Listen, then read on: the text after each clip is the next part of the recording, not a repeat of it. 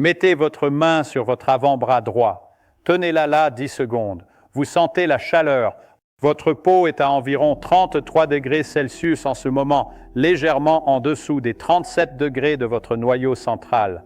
Ce gradient, ces quelques degrés d'écart entre votre surface et votre intérieur, est l'une des conditions fondamentales du bon fonctionnement de votre biologie. Ce que vous ne savez probablement pas, c'est que cette biologie a été sculptée pendant 2 millions d'années dans des environnements où le froid était inévitable, pas un froid occasionnel. Un froid quotidien, saisonnier, régulier, auquel chaque être humain était exposé sans exception, jusqu'à il y a environ 150 ans. Vous vivez maintenant dans un monde où la température ambiante ne varie presque jamais. Votre bureau est à 21 degrés, votre chambre est à 19, votre voiture est climatisée en été et chauffée en hiver. Vous passez l'essentiel de votre vie dans une zone thermique si étroite que votre corps ne reçoit presque jamais le signal qu'il a attendu pendant des millénaires. Et ce signal manquant a des conséquences que la recherche commence tout juste à cartographier dans leur totalité. Ce n'est pas de l'idéalisation du passé, ce n'est pas de la nostalgie, c'est de la biologie cellulaire. Le premier mécanisme à comprendre est celui de la graisse brune, la graisse qui brûle d'autres graisses. Votre corps contient 2 types de tissus adipeux fondamentalement différents. La graisse blanche, que la plupart des gens connaissent, est un tissu de stockage. Elle accumule de l'énergie sous forme de triglycérides et la libère selon les besoins. La graisse brune est autre chose entièrement. Elle est brun foncé parce qu'elle est saturée de mitochondries, des organites dont la densité donne cette couleur caractéristique. Et son rôle n'est pas de stocker l'énergie, mais de la brûler directement sous forme de chaleur. La graisse brune possède une protéine que la graisse blanche n'a pas, appelée UCP1 ou thermogénine. Cette protéine découverte et caractérisée par David Nichols à l'université d'Édimbourg dans les années 1970, fonctionne comme un court-circuit délibéré dans la chaîne respiratoire mitochondriale.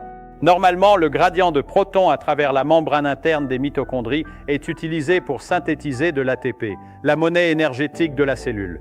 La thermogénine perfore cette membrane de manière contrôlée, laissant les protons revenir librement sans passer par l'ATP synthase. L'énergie qui aurait produit de l'ATP est dissipée directement en chaleur.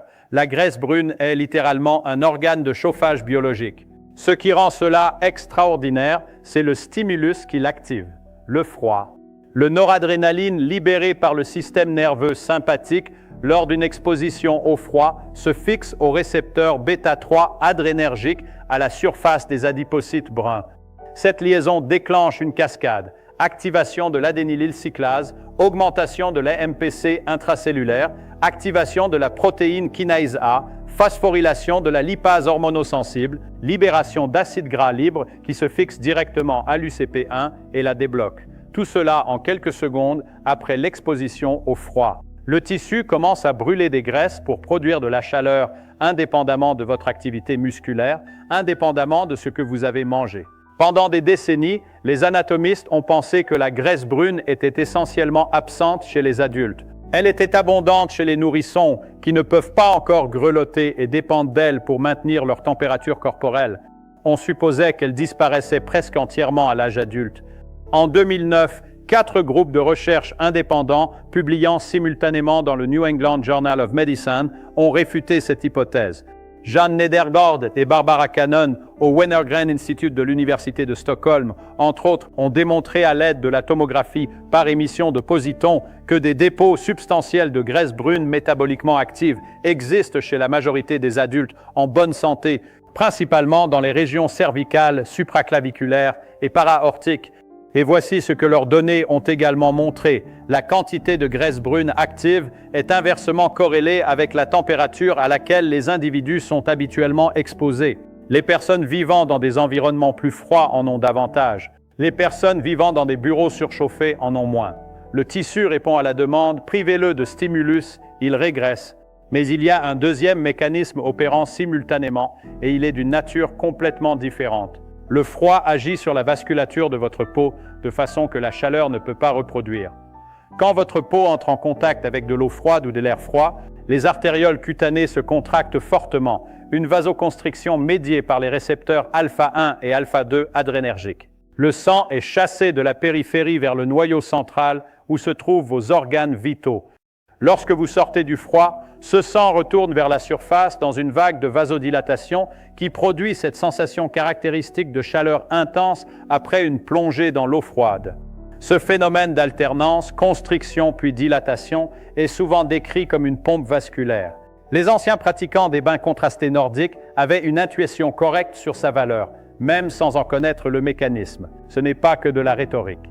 Wilfried Cooper, ses collaborateurs à l'université Radboud de Nijmegen ont mesuré les concentrations plasmatiques de noradrénaline lors d'une immersion dans de l'eau à 14 degrés Celsius et documenté une augmentation de 200 à 300% par rapport aux valeurs de base en quelques minutes. La noradrénaline n'est pas simplement un neurotransmetteur de stress, c'est le neurotransmetteur central de l'attention, de la vigilance et de la clarté cognitive. Son augmentation pendant l'exposition au froid explique l'état d'alerte aiguisé que presque tous les pratiquants d'immersion froide rapportent. Ce n'est pas de la stoïcité, ce n'est pas de la discipline mentale, c'est de la neurochimie. Il y a aussi un effet sur la dopamine qui est distinct de la réponse noradrénergique et qui persiste bien plus longtemps. Rhonda Patrick, chercheuse en biosciences médicales ayant travaillé au Salk Institute et au Buck Institute for Research on Aging, a synthétisé les données disponibles sur les effets de l'exposition au froid sur le système dopaminergique. Les mesures montrent une augmentation de 250% des niveaux de dopamine après une immersion froide d'une durée relativement courte. Une augmentation qui, contrairement au pic dopaminergique produit par la plupart des substances ou stimuli, ne s'accompagne pas d'un effondrement en dessous de la ligne de base. Le signal dopaminergique produit par le froid est lent, soutenu et ne génère pas de rebond dépressif. La raison en est que le froid ne sature pas les récepteurs dopaminergiques comme le ferait une substance exogène. Il stimule la synthèse et la libération de dopamine endogène par des voies qui maintiennent l'intégrité du système de récompense. C'est fondamentalement différent de la façon dont la plupart des gens cherchent à augmenter leur dopamine. Et maintenant, voici la couche que je trouve la plus fascinante parce qu'elle relie votre peau à votre foie, à vos muscles, à votre pancréas et à votre cerveau dans un seul signal coordonné. Quand votre corps est exposé régulièrement au froid, il ne se contente pas de répondre dans le moment, il s'adapte. Ces adaptations se produisent par la sécrétion de molécules de signalisation que les chercheurs appellent maintenant des adipokines lorsqu'elles proviennent du tissu adipeux, des myokines lorsqu'elles proviennent du tissu musculaire et des batokines lorsqu'elles proviennent spécifiquement de la graisse brune. L'irisine est l'une d'entre elles. L'irisine a été identifiée et nommée en 2012 par le laboratoire de Bruce Spiegelman à la Harvard Medical School. Spiegelman, dont les travaux ont notamment établi le rôle central du facteur de transcription PGC1-alpha dans la biogénèse mitochondriale, a montré que l'exercice physique induit la libération d'irisine à partir du muscle squelettique. Ce qui était moins attendu, c'est que l'exposition au froid déclenche également la libération d'irisine, non pas depuis le muscle, mais depuis le tissu adipeux lui-même, et en particulier depuis la graisse brune. L'irisine circule dans le sang et produit plusieurs effets documentés. Elle stimule la conversion de la graisse blanche en graisse beige, un type intermédiaire qui possède certaines capacités thermogéniques de la graisse brune. Elle améliore la sensibilité à l'insuline dans les cellules musculaires.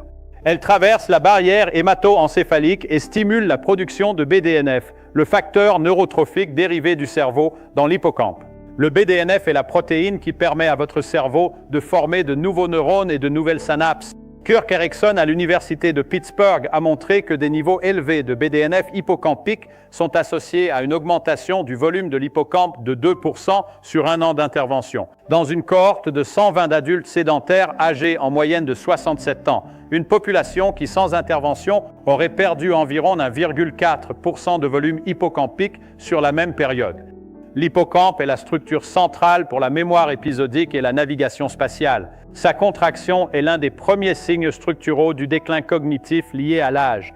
L'irisine relie l'exposition au froid à la neuroplasticité. Ce n'est pas une connexion que quiconque avait anticipée. La chaîne causale est la suivante. Froid, activation de la graisse brune, sécrétion d'irisine, stimulation de la production de BDNF, soutien de la neurogenèse hippocampique. Chaque maillon de cette chaîne a été documenté séparément. La séquence complète reste à valider dans des essais humains contrôlés à grande échelle. Mais les mécanismes moléculaires sont cohérents et la direction de l'effet est claire. Voici maintenant l'histoire humaine qui ancre tout cela dans du concret. Wim Hof est un athlète néerlandais né en 1959 qui a, au fil des décennies, accomplit des performances physiologiques qui ont d'abord été rejetées comme impossibles par la communauté médicale. Il a gravi l'Everest jusqu'à la zone de mort en short. Il a couru un marathon complet dans le cercle arctique, pieds nus et sans vêtements, dans des températures négatives. Il a été immergé dans de la glace pendant plus de 112 minutes avec une élévation minimale de sa température corporelle centrale. Ces faits sont documentés et vérifiés. Ce qui les rendait inexplicables, c'est que la réponse au froid chez l'humain est supposée être autonome, non soumise au contrôle volontaire. En 2014, Matisse Cox et Peter Pickers au Centre médical universitaire Radboud de Nijmegen ont publié dans les National Academy of Sciences une étude qui a changé le cadre. Ils ont recruté 2 groupes, un groupe entraîné par Wim Hof à sa technique combinant exposition au froid, exercice physique spécifique et technique respiratoire, et un groupe contrôle non entraîné. Les 2 groupes ont reçu une injection d'endotoxine bactérienne, du lipopolysaccharide, pour déclencher une réponse inflammatoire systémique mesurable. Dans le groupe contrôle, les niveaux de cytokines pro-inflammatoires comme le TNF-alpha, l'IL-6 et l'IL-8 ont augmenté de façon attendue. Dans le groupe entraîné, ces cytokines étaient significativement supprimées. Les sujets entraînés produisaient également davantage d'IL-10, une cytokine anti-inflammatoire, et ils présentaient moins de symptômes subjectifs, fièvre, frissons, nausées, malgré une exposition identique à l'endotoxine. Ce que cette étude a démontré, c'est que des humains peuvent moduler volontairement leur réponse immunitaire innée.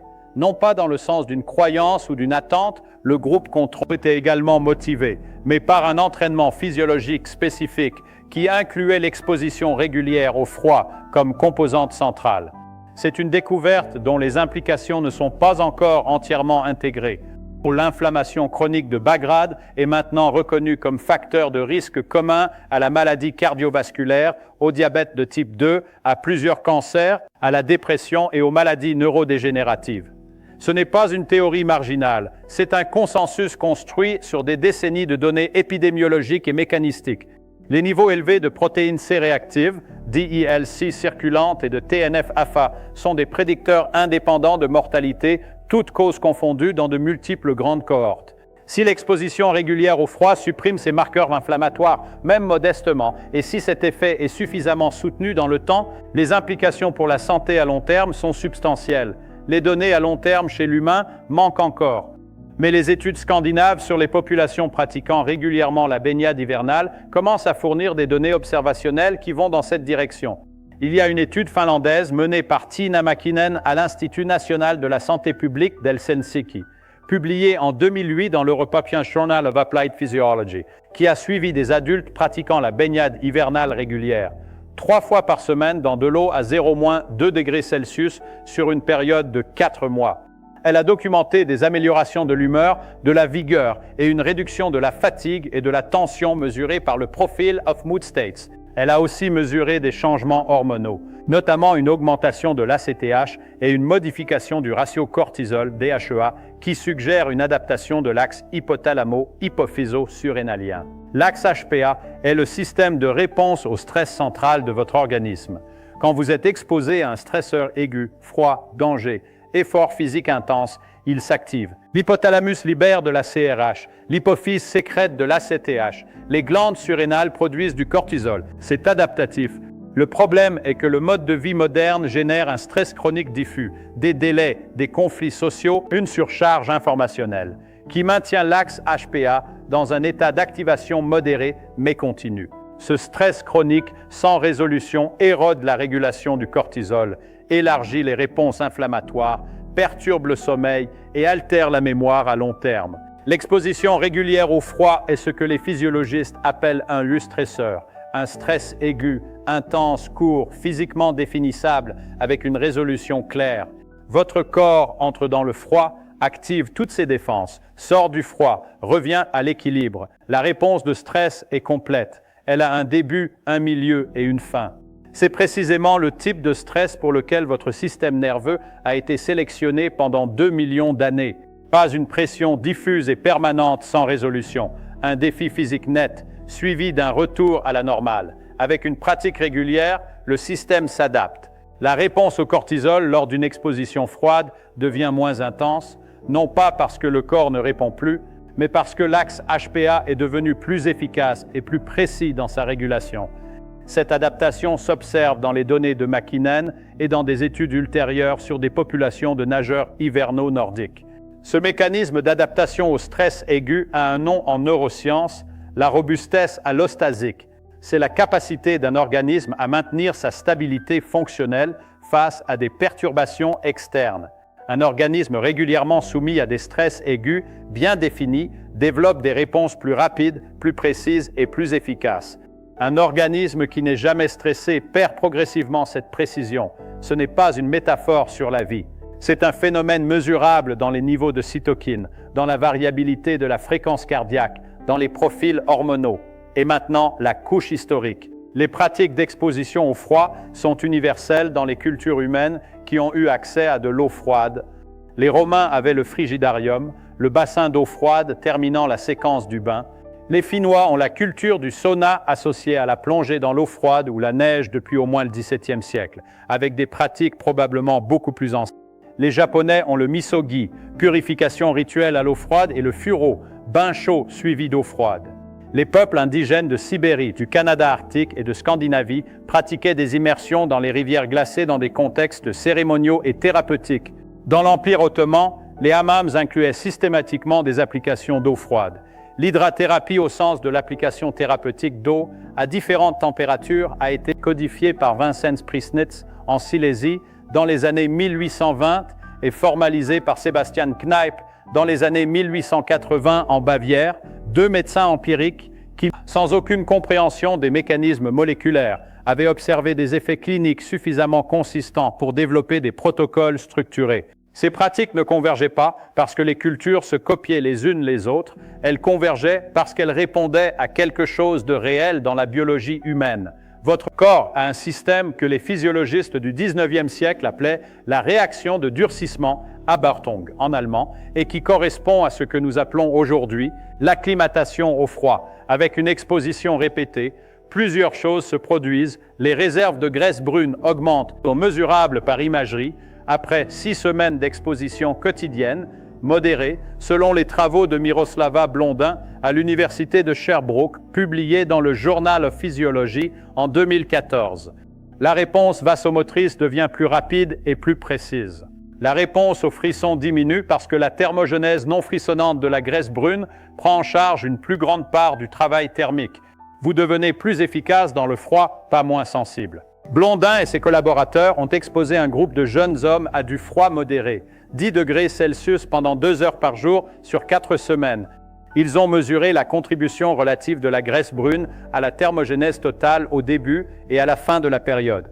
Au début, la graisse brune représentait environ 8% de la thermogénèse totale lors de l'exposition froide. Après 4 semaines, cette contribution était montée à plus de 20%. Le tissu s'était adapté, proliféré et avait pris en charge une part plus importante du travail thermique. En parallèle, le frisson, mécanisme thermogène moins efficace et métaboliquement coûteux, avait diminué. Ce n'est pas marginal. C'est une restructuration fonctionnelle du métabolisme énergétique. L'absence chronique de froid produit l'effet inverse. Tobias Fromm et Martin Klingspor à l'Université technique de Munich ont modélisé les effets à long terme de la thermoneutralité constante sur le tissu adipeux brun chez les rongeurs, discuter les implications chez l'humain.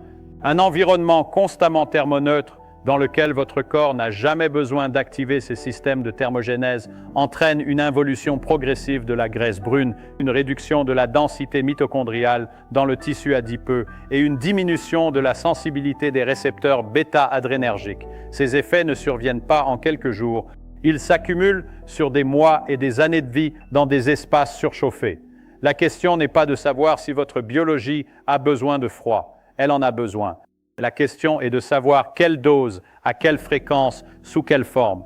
Les données les plus solides concernent des expositions modérées et régulières plutôt que des expositions extrêmes. Une immersion dans de l'eau entre 10 et 15 degrés Celsius pendant 2 à 5 minutes, 2 à 4 fois par semaine est la plage qui revient le plus fréquemment dans les études avec des effets documentés. Les expositions en dessous de 5 degrés pendant plus de 15 minutes, sans acclimatation préalable, entrent dans une zone où les risques cardiovasculaires augmentent, en particulier chez les personnes avec une maladie cardiovasculaire sous-jacente. L'interprétation correcte de la littérature n'est pas que plus c'est froid et plus c'est long, mieux c'est que le signal thermique a besoin d'être suffisamment intense pour déclencher la réponse physiologique, suffisamment régulier pour produire l'adaptation et encadré par les capacités d'acclimatation individuelles. Cela mérite d'être dit clairement, parce que la popularisation de l'immersion dans la glace, dans la culture du bien-être, a parfois produit une culture de la performance autour de la tolérance au froid qui est orthogonale à ce que les données suggèrent. Le bénéfice biologique ne vient pas de votre capacité à endurer une souffrance exceptionnelle. Il vient du signal thermique lui-même et de la régularité avec laquelle vous le délivrez à votre système. Voici où l'histoire se referme. Posez votre main sur votre avant-bras à nouveau. 33 degrés Celsius à la surface, 37 au noyau. Ce gradient est confortable. Il est familier. Il est, depuis environ 150 ans, l'état presque permanent de la peau humaine dans les sociétés industrialisées. Mais ce confort permanent n'était pas la condition dans laquelle votre biologie a émergé. Pendant 2 millions d'années, votre lignée a dormi dans des abris précaires, traversé des rivières, chassé dans des plaines venteuses, nagé dans des sources naturelles dont la température variait avec les saisons. Votre graisse brune existe parce qu'elle était constamment sollicitée. Votre axe de stress aigu existe parce qu'il était régulièrement exercé et régulièrement résolu. Votre système vasomoteur cutané existe dans une version optimale quand il alterne entre contraction et dilatation, pas quand il reste indéfiniment dans un état d'équilibre thermoneutre. Vos ancêtres ne savaient pas ce qu'était l'UCP1, ils ne savaient pas ce qu'était l'irisine, ils ne savaient pas nommer la différence entre graisse brune et graisse blanche. Mais leur corps vivait dans les conditions que vos gènes ont été sélectionnés pour recevoir. Ce qui a changé, ce n'est pas votre génome, c'est votre environnement. Et votre biologie attend toujours le signal.